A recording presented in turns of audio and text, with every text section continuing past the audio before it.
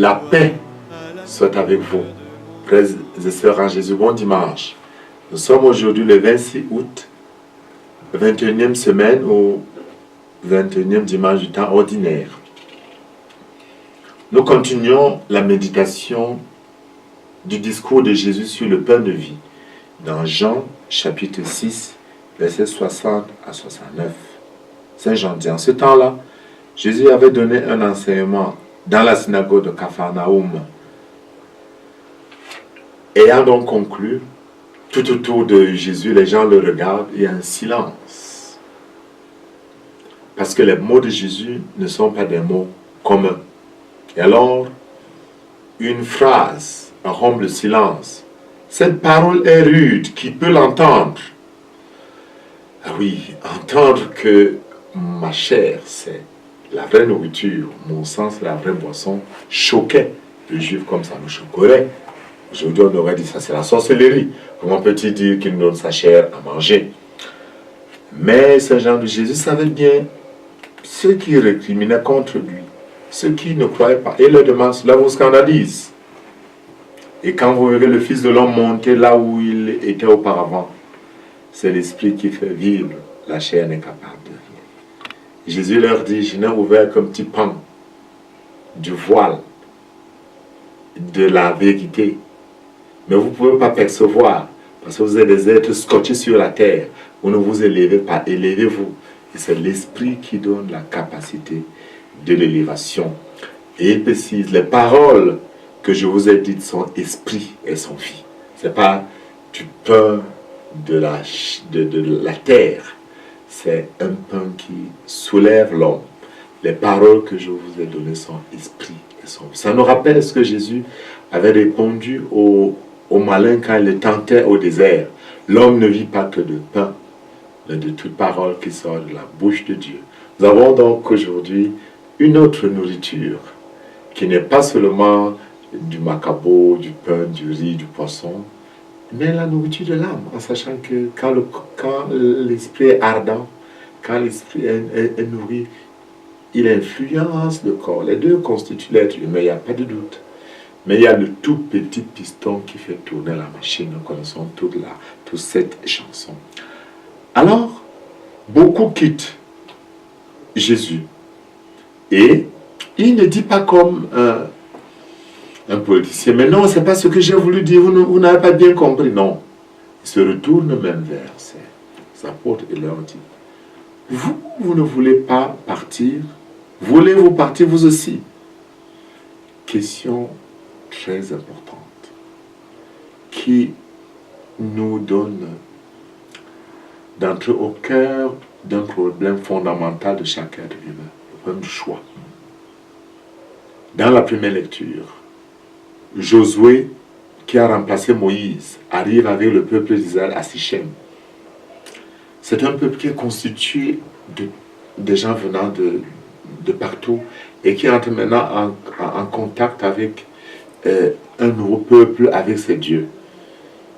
Josué est obligé de leur poser la question du choix. Écoutez, s'il ne vous plaît pas de servir le Seigneur, choisissez aujourd'hui qui vous voulez servir. Les dieux que vos pères servaient au-delà de l'Euphrate ou les dieux des Amorites dont vous habitez le pays.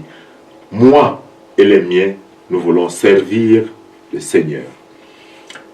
Question fondamentale. Amos, des siècles après, prêchera fortement contre le roi et certains dignitaires. Parce que, dit-il, il plie le genou à gauche, il plie le genou à droite. On dit chez nous qu'il paguait 2 pirogues. Et dans le livre de l'Apocalypse, l'ange qui parle à l'église de Laodicée reprend le même message. Parce que tu n'es ni chaud ni froid, je te vomirai de ma bouche. Nous disons chez nous, l'impo, popum, le hind, hinhu. Si veut être blanc, soit blanc. Si veut être noir, soit noir. Que votre oui soit oui et que votre non soit non. Tout ce qui vient, oui mais, dit Jésus, ça vient du mauvais. Alors, la lecture de du livre de Josué nous donne de comprendre quelque chose de fondamental. Il emploie le verbe servir et c'est employé 14 fois dans ce texte. Le choix de servir Dieu, c'est un choix qui n'est pas un choix servile, parce que servir Dieu rend l'homme libre comme Dieu lui-même est libre. Et Moïse, Abraham déjà, et Moïse après, sont présentés comme des serviteurs de Dieu.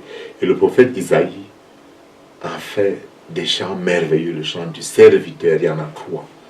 La Vierge Marie elle-même se présente comme la servante. Et Jésus lui-même se présente comme le serviteur. Il dit, je suis au milieu de vous comme celui qui sert. Il s'agit de choisir, de servir Dieu ou autre chose. J'ai constaté beaucoup de gens qui refusent de se mettre à genoux. Certains qui ont des idéologies bizarres. Mais nous acceptons de servir Dieu en sachant qu'il n'y a rien de plus heureux que de servir Dieu. C'est-à-dire reconnaître la grandeur de Dieu en face de ma petitesse. Reconnaître que Dieu est sublime. Reconnaître qu'en Dieu, il y a une lumière sans juste une petite noirceur. Il n'y a rien en Dieu qui soit noir. Dieu est lumière. Quand nous chantons le Sanctus, nous ne mesurons pas la profondeur de cet terme. Dieu est la sainteté. Il est la splendeur, il est la blancheur. Jésus qui amène ses 3 disciples sur le mont Tabor se transfigure. Et il ouvre seulement une petite pente de sa splendeur. Et Pierre en perd la tête. Qu'en sera-t-il de Dieu?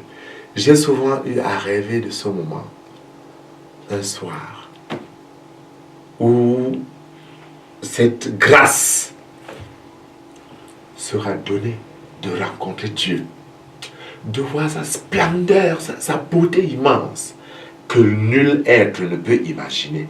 Et c'est ce à quoi Jésus nous appelle. C'est pourquoi le Christ dit, voulez-vous partir vous aussi? Voulez-vous tourner le dos à la lumière?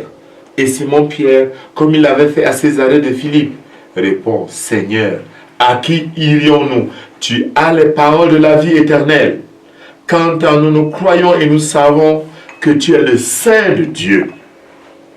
Cette question nous est posée tous les jours. Et toi, veux-tu tourner le dos à la lumière? Ou bien tu veux continuer à marcher? Tu veux continuer à suivre Jésus?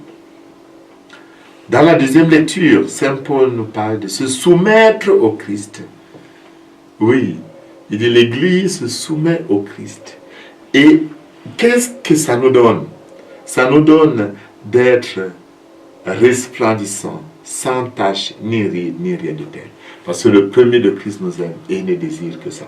Nous devons, en marchant sur cette trace, vivre de cette vie. Et nous aussi, arriver à faire en sorte que les autres aient la même joie que nous. Je voudrais me permettre de vous dire une chose. Nous tous, nous désirons d'aller au ciel.